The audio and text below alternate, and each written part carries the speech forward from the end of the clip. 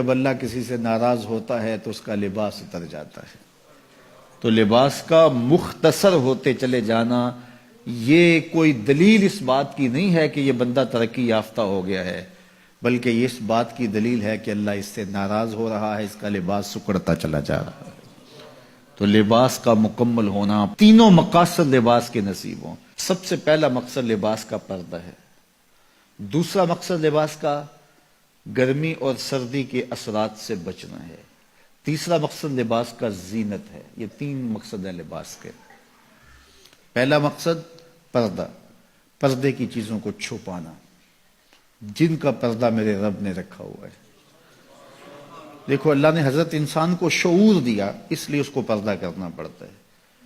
جن کو شعور نہیں ہے ان کے پردے کا قدرت نے خود اہتمام کیا ہے. جانوروں کے بال رکھے ہیں اور ان کے کچھ اعضاء اس طرح پیدا کیے ہیں کہ ان کا پردہ رہتا ہے. لیکن جس کو شعور دیا، جس کو فہم دیا، اس کے ساتھ اس کا لباس بھی اتارا.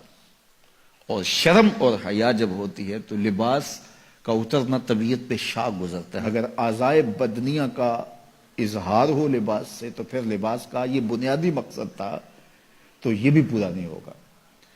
اس لیے فرمایا جو عورتیں لباس پہن کر بھی ننگی نظر آتی ہیں قیامت کے دن برہنہ اٹھائی جائیں گی، رسوا کر دی جائیں گی. لباس پہننے کے باوجود بھی وہ جو ہے وہ برہنہ دکھائی دیتے ہیں. ان کے اعضائے بدنیہ کا اظہار ان کے لباس سے ہوتا ہے تو پھر وہ لباس کیسا ہوا؟ لباس تو پردے کے لیے تھا، زینت کے لیے تھا، موسمی اثرات سے بچانے کے لیے تھا. یہ تین مقصد تھے لباس کے. تو بنیادی مقصد پردہ تھا. تو اگر وہی حاصل نہ ہوا تو پھر لباس کا مقصد کیا ہوا؟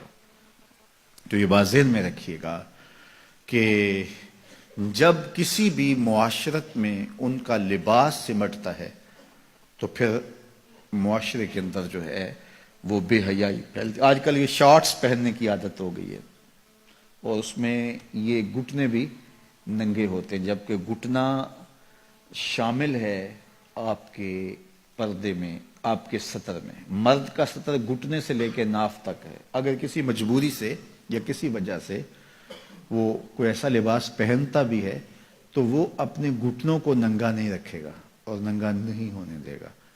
تو یہ اس کے پردے میں شامل ہیں.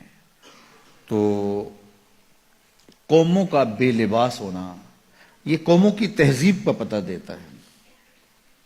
میں وہاں اندلس میں گیا تو کرتبہ میں اور غرناطہ میں تاریخ دیکھنے کے لیے میں 2 دفعہ گیا اور مجھے یہ تھا کہ میں جہاں مسلمانوں نے ایک مدت تک حکومت کی ہے ان مناظر کو اپنی آنکھوں سے دیکھوں. تو غرناطہ میں بھی دیکھا اور کرتبہ میں بھی یہ دیکھا کہ ان کے پرانے مکانوں کا جو طرز تعمیر ہے وہ یہ ہے کہ ان کی جو کھڑکیاں ہیں وہ قد آدم سے اوپر شروع ہوتی ہیں.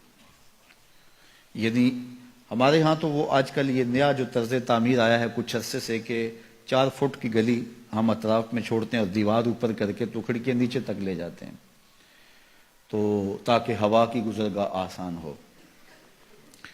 اور جب یہ گلی چھوڑنے کا رواج نہیں تھا تو جو گھر کے کمرے کی کھڑکی ہوتی تھی یا صحن کی کھڑکی ہوتی تھی وہ ڈائریکٹ گلی میں کھلتی تھی. تو اس وقت طرز تعمیر جو مسلمانوں کا تھا اور جو دوسرے لوگوں کا طرز تعمیر تھا اس میں فرق تھا. جو دوسرے لوگ تھے وہ نیچے سے کھڑکی شروع کرتے تھے اور ہم قد آدم سے اوپر شروع کرتے تھے، چونکہ یہ طرز تعمیر بتاتا ہے کہ اندر کوئی حیا والے رہتے ہیں اور گلی سے گزرنے والے شخص کی نظر اندر نہ پڑے. تو میں نے دیکھا ہے کہ مغرب کے اندر تو یہ تصور نہیں ہے کہ قد آدم پہ کھڑکیاں ہوں، لیکن وہاں قد آدم پہ پرانے مکانوں کی کھڑکیاں دیکھی ہیں.